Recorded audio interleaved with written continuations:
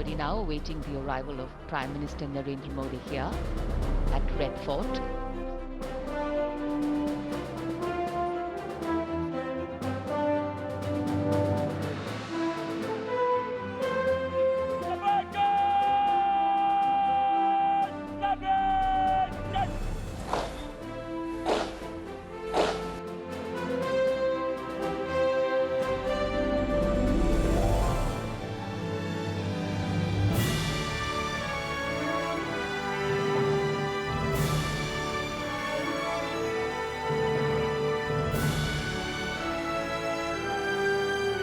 भारत माता की, भारत माता की।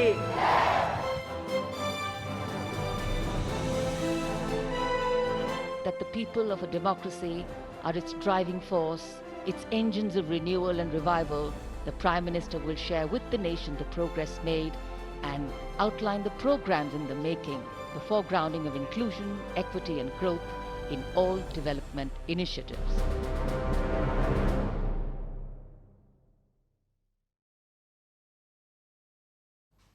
"77 years of independence. It's a significant milestone for India. 77 years ago on this day, India became a free and independent nation. This day also holds great significance for Prime Minister Modi. Today he delivered his 11th consecutive speech from the Red Fort, and with this, he's joined an exclusive club of leaders. Only 2 other Prime Ministers have given 11 back-to-back speeches, Jawaharlal Nehru and Indira Gandhi. So Modi has become the 3rd Prime Minister to do so. He's also given the longest Independence Day speech by any Indian PM. Today he spoke for a record 98 minutes. That's 1 hour and 38 minutes. And why is this speech important? Because Prime Ministers use it to spell out their vision for the year ahead. It gives you an idea of the government's policy priorities. Prime Minister Modi is in his 3rd term. In the last 10 years, he commanded a majority. But now he leads a coalition government. Does that mean a change in the agenda? Well, today's speech did not reflect that. Modi signaled that he will continue with his ambitious reforms. And while he touched upon a lot of subjects, we've shortlisted the big highlights for you. Number 1, a developed India by 2047. That is the theme of this year's Independence Day. Also one of the big goals set by the Prime Minister. He said, India is entering a golden era. मेरे प्यारे देशवासियों, ये अवसर हमें जाने नहीं देना, ये मौका हमें जाने नहीं देना चाहिए और इसी मौके को पकड़ करके अपने सपने और संकल्पों को लेकर के चल पड़ेंगे तो हम देश की स्वर्णिम भारत की जो अपेक्षा और हमें विकसित भारत का 2047 का लक्ष्य हम पूरा करके रहेंगे. A developed India by 2047, that's when we complete 100 years of independence. And how will India become a developed economy? Prime Minister Modi spoke about economic reforms. He wants to double down on manufacturing. Today, he made an outreach to Indian states, to all the chief ministers, asking them to lend a hand by developing business-friendly policies and attracting overseas investment. मैं राज्य सरकारों से आग्रह करता हूं कि आप निवेशकों को आकर्षित करने के लिए स्पष्ट नीति निर्धारित कीजिए, गुड गवर्नेंस का आश्वासन दीजिए, लॉ एंड ऑर्डर सिचुएशन के लिए उनको भरोसा दीजिए. हर राज्य एक तंदुरुस्त स्पर्धा में आगे आए. राज्य के बीच निवेशकों को खींचने के लिए स्पर्धा होनी चाहिए. सिर्फ भारत सरकार से काम ये होता नहीं है, राज्य सरकारों की बहुत बड़ी आवश्यकता होती है, क्योंकि जो भी प्रोजेक्ट लगने वाला है उस राज्य में लगने वाला है, उसको हर राज्य के साथ. The government's reform agenda is not limited to the economy. The Prime Minister also spoke about reforming India's civil code. A renewed push for the Uniform Civil Code. This code is basically a set of laws. Laws which are common to all sections of society. Laws which apply to all religions in India. Right now, different religions have different personal laws related to marriage, inheritance, etc. Modi's party, the BJP, has long advocated for a common law for all Indians. In a significant statement today, the Prime Minister called the current set of laws communal. अब समय की मांग है कि देश में एक secular civil code हो. हमने कम्युनल सिविल कोड में 75 साल बिताए हैं. अब हमें सेकुलर सिविल कोड की तरफ जाना होगा और तब जाकर के देश में धर्म के आधार पर जो भेदभाव हो रहे हैं, सामान्य नागरिक को जो दूरी महसूस होती है, उससे हमें मुक्ति मिलेगी. He also touched upon some current events and raised the issue of women's safety in India. Recently, a doctor was brutally raped and murdered. This happened in a medical college in Kolkata, the capital of the eastern state of West Bengal. The victim was a trainee doctor. She was raped and murdered on duty. There is nationwide outrage over this case. Here's what the Prime Minister said today. मैं आज लाल किले से फिर बार एक अपनी पीड़ा व्यक्त करना चाहता हूं। एक समाज के नाते हमें गंभीरता से सोचना होगा कि हमारी माताओं, बहनों, बेटियों के प्रति जो अत्याचार हो रहे हैं, उसके प्रति देश का आक्रोश है, जन सामान्य का आक्रोश है। इस आक्रोश को मैं महसूस कर रहा हूं। इसको देश को, समाज को, हमारी राज्य सरकारों को गंभीरता से लेना होगा। Without specifying the case or the state government in question, the Prime Minister called for a swift investigation and strict punishment for the perpetrators. Then he spoke about Bangladesh. This is the Indian Prime Minister's first public comment about the chaos in Bangladesh. He called for normalcy. He expressed concern for the safety of Hindus there. Bangladesh में जो कुछ भी हुआ है, उसको लेकर पड़ोसी देश के नाते चिंता होना, मैं इसको समझ सकता हूं। मैं आशा करता हूं कि वहां पर हालात जल्द ही सामान्य होंगे।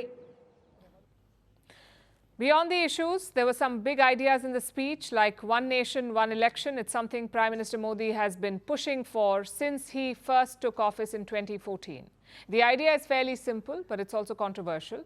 Right now, India has multiple elections almost every few months. There are different timelines for the states, and then there's the general election.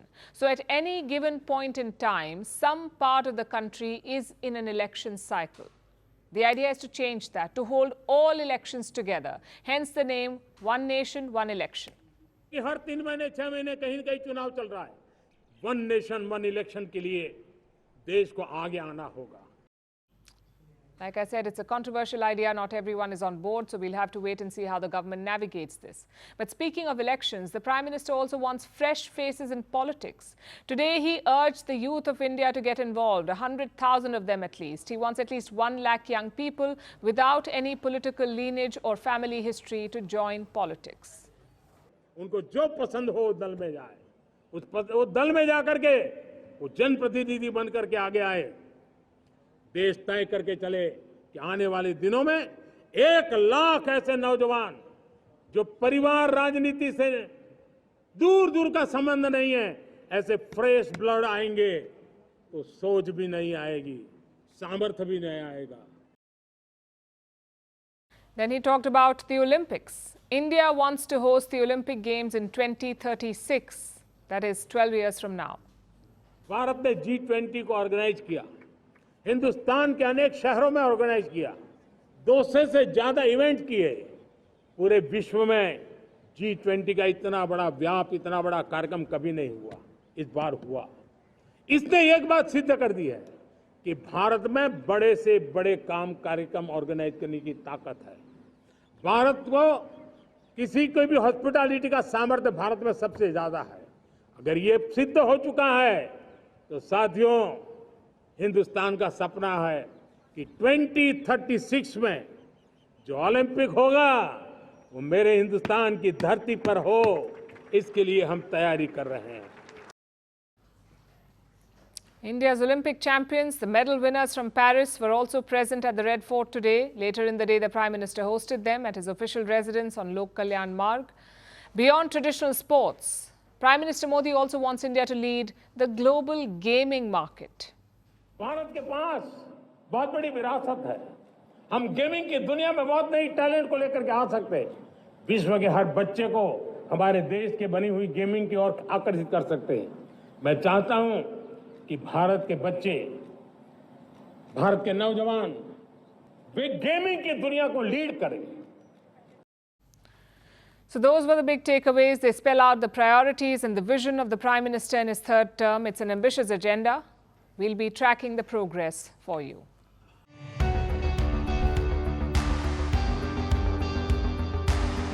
Across continents, one powerful news source.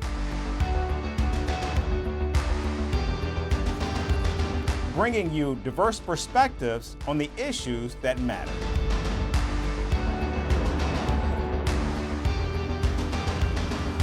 We go beyond the boundaries to give you that little extra about every sporting moment.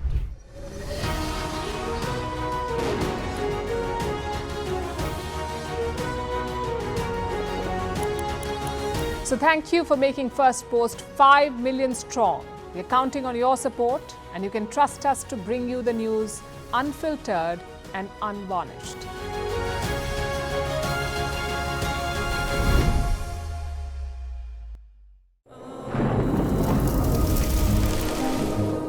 Climate change is on our doorstep. It's time for a revolution to take root.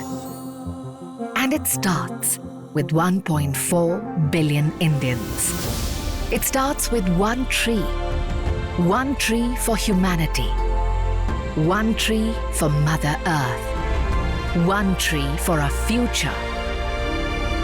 Project One Tree, a News 18 network initiative.